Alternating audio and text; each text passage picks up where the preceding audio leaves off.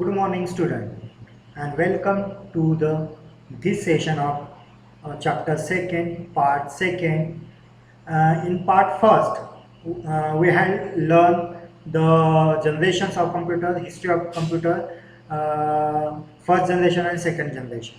Now, in this session, we are going to learn the third generation computers, fourth generation computers, and fifth generation computers. Now, let us start the third generation computers. Third generation computers are started from 1964 to 70. In between these years, the third generation computers was invented. Now, the use of integrated circuits.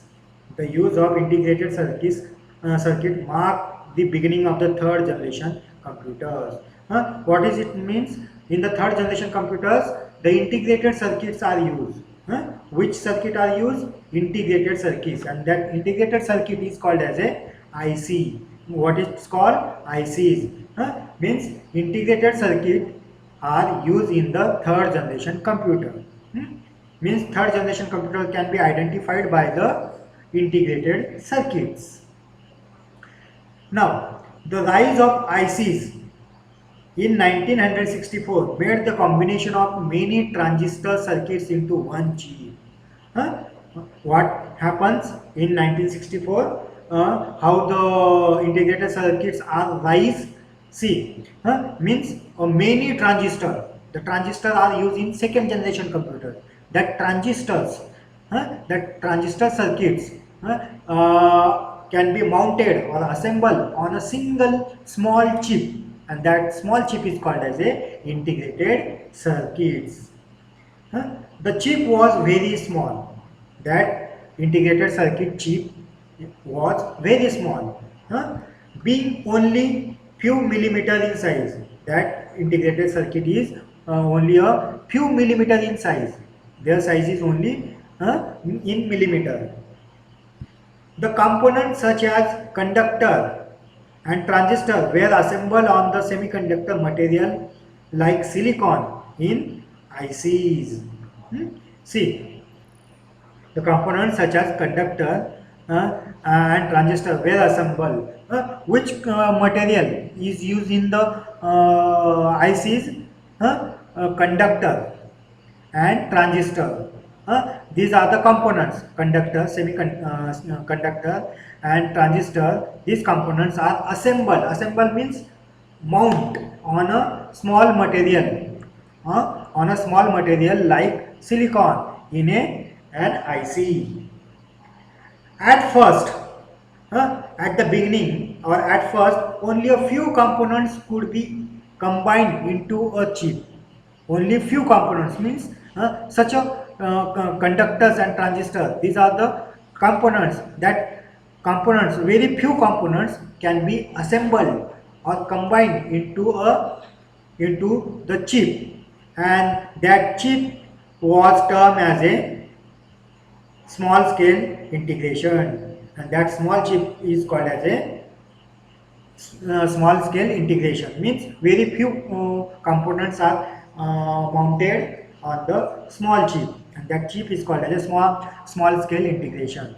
Later, as the technology and expertise improved, later there is a improvement on that components, and it became the possible to combine up to 100 components. At first they are using only few components, then after they are using 100 components. Which components? Conductor and transistor. These two components, they are 100 components, they are mounted or assembled on the small single chip, and that chip is called as a medium scale integration. That chip is called as a medium scale integration. Few components are mounted, that is called small scale integration, and 100 components are used. That chip is called as a medium scale integration. That chip is called medium scale integration. This is about the third generation computers. They are using the integrated circuits. ICs. Now, what is the key features of third generation computer? Which are the key features? First, we see the advantages of third generation computer. What are the advantages and what are the disadvantages? See, first we see advantage. Smaller in size. This is the first advantage. Means these are the very small chip. That chip is in millimeter size. So that's why that third generation computer size is very small.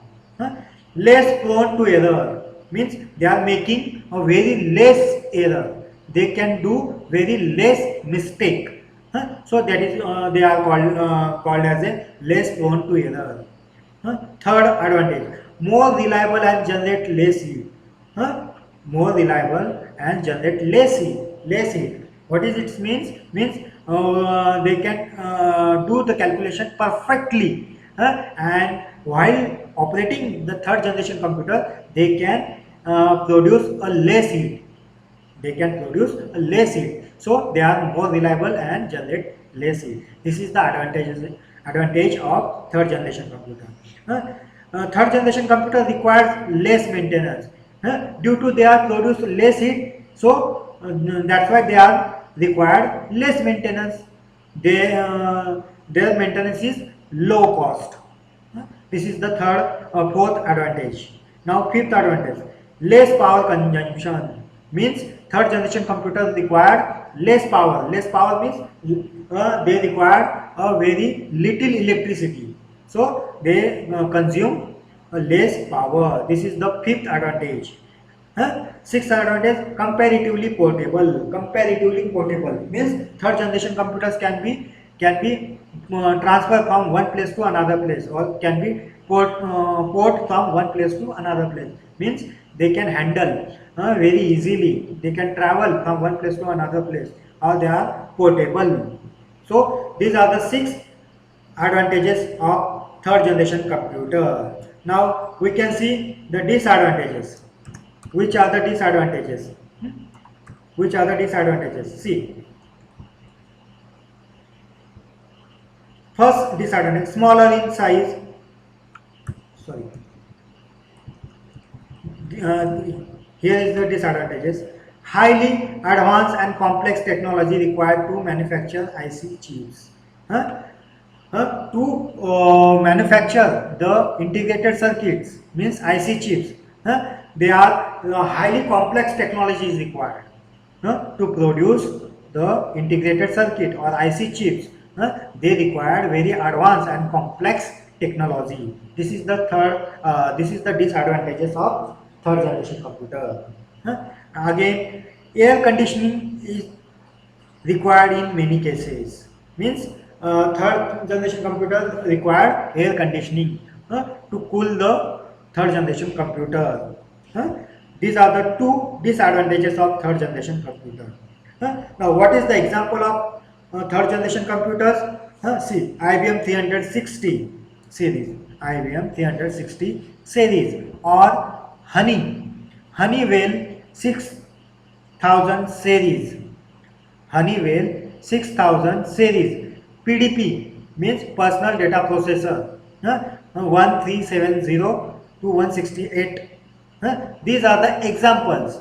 These are the name of third generation computer, and these are the examples of third generation computers. This is all about the third generation computer. Now let us start the fourth generation computer. See, what is the fourth generation computer? The fourth generation computers was started in 1970 to till date. Up to till date, the fourth generation computers are invented. See, what is in fourth generation computer? The use of very large scale integrated circuits. We can see the SSI and MSI, means small scale integration and medium scale integration in third generation. Now in fourth generation, very large scale integrated circuits are used. Means in the fourth generation computer, the use of very large scale integration circuits mark the advent of fourth generation computers. What is the advent of fourth generation computer? Very large scale, VLSI. VLSI means very large scale integrated circuits are used in fourth generation computer. In the beginning, a single chip contained only about 10 to 100 components in integrated circuits. At first, only 10 or 100 VLSI circuits are integrated or mounted or assembled on a single chip. Later, then came the time of large scale integration LSI, where the integration of over 30,000 components on to a single chip became possible. Later, so after some time, large scale integration LSI can be used. LSI can be used up to 30,000 components on that chip. A small chip contains 30,000 components. Which components? Conductor and transistor. These are the 30 components can be mounted on a single chip, and that is called as a LSI. That is called as a LSI, large scale integration. Now, a chip can hold more than 1 million components. Now today the chips are contain more than 1 million components, and these chips are termed is called as a very large scale integrated chips, VLS, VLSI, very large scale integration, VLSI.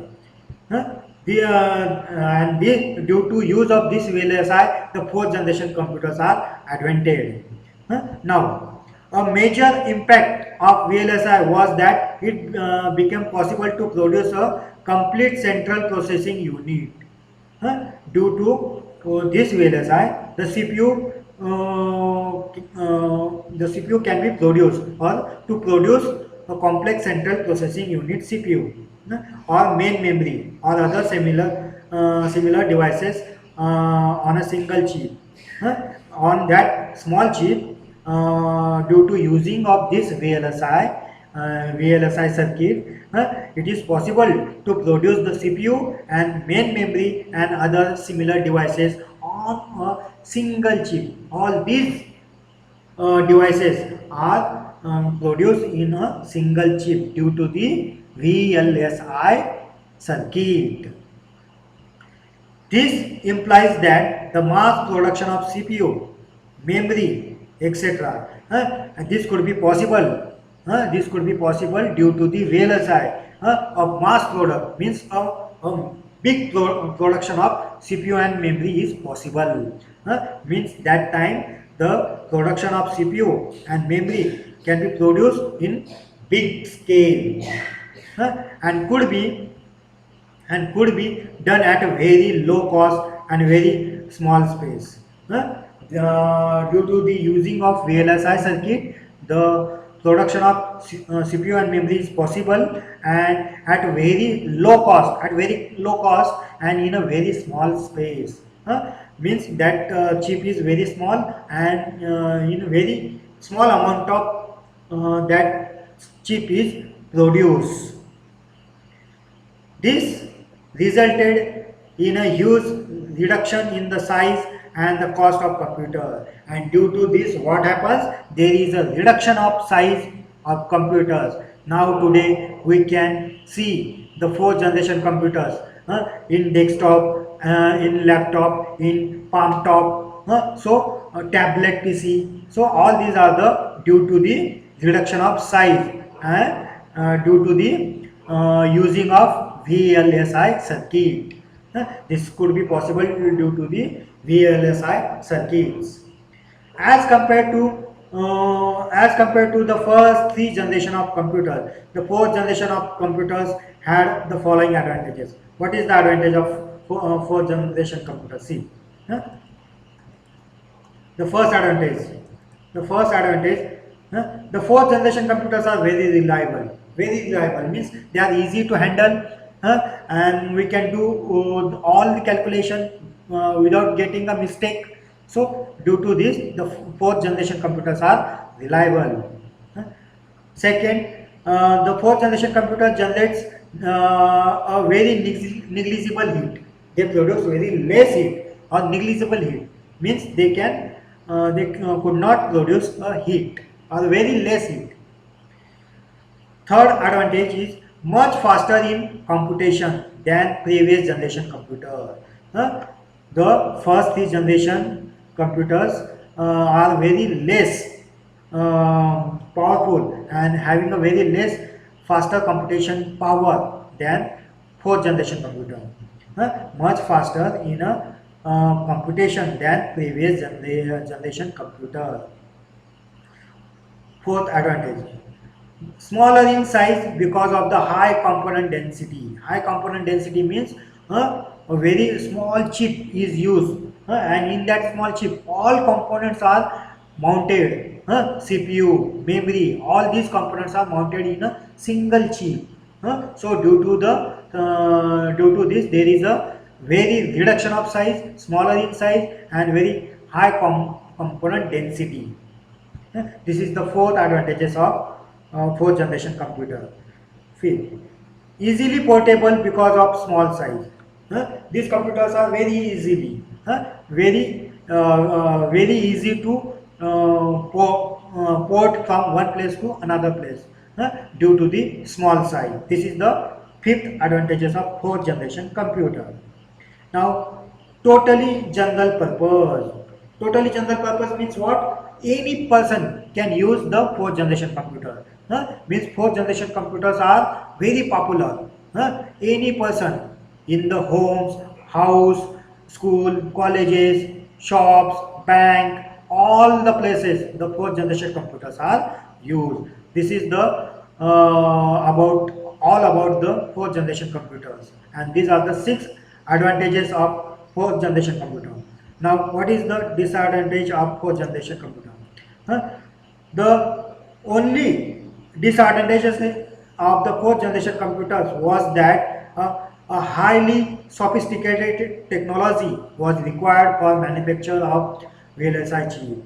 Highly sophisticated technology was required for the manufacture of VLSI chips. This is the disadvantage. This is the only one disadvantage. Now, the last topic of this chapter is fifth generation computers. Fifth generation computers, present and beyond. Today, we are working on the fifth generation computers, and this is also future of the fifth generation computers. We are going to invent in the fifth generation computers. Now, what is about the fifth generation computer? The fifth generation computers will have at least three important characteristics.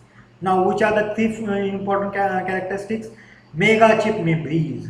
The fifth generation computers have mega chips memories. The ability to extensively use parallel processing. The ability to extensively use parallel processing means they can process many programs at the same time. This is the ability to extensively use parallel processing. Artificial intelligence. Artificial intelligence means what? They can think on of its own. They can take the decision. They can take the decision means which computers are used in this fifth generation computers, or robotic computers are used in the fifth generation computer, or automated computers are used in the fifth generation computers. The design approach of CPU of these computers will be conceptually different. Means the design of the fifth generation computers are very different from the earlier fourth generation computers of the earlier fourth generation computers. Of von Neumann architecture in which the processor executes simple instruction in a second. In a second, the millions of instructions can be possible in the fifth generation computers. In the new design, the processing unit may not be centralized but distributed. all the data may not be stored in main memory. In the fifth generation computers, all data may not be stored in main memory. This is the features of fifth generation computer. The data may flow through the processing units, activating each of them and when needed. The data can be flow through all the processing units in these fifth generation computers. These computers will be knowledge based and will be used for information and management, natural language processing, speech and character and image recognition and artificial intelligence application. Means these fifth generation computers are very knowledgeable based, means they can think of on its own, they can take the decision, so that's why they are using in the information management. They can use in natural language processing, means today's our fifth generation computer we can speak and automatically that our sound will be converted into text, that is called natural language processing. Speech character recognition, image recognition, face recognition, character recognition, all these facility is available in the fifth generation computer, and that facility is nothing but the feature of this fifth generation computer. Artificial intelligence applications are used, means these fifth generation computers can think of its own, they can take the decision. The examples of fifth generation computer is the robots or automated computers. They are used in the most big organizations or government organization or in the space or research. So these all about the generation of computers. Thank you, student. I hope you enjoyed the today's session. Now this chapter second is end today. Now on the next session we will come on the chapter next chapter, chapter third. Thank you, student.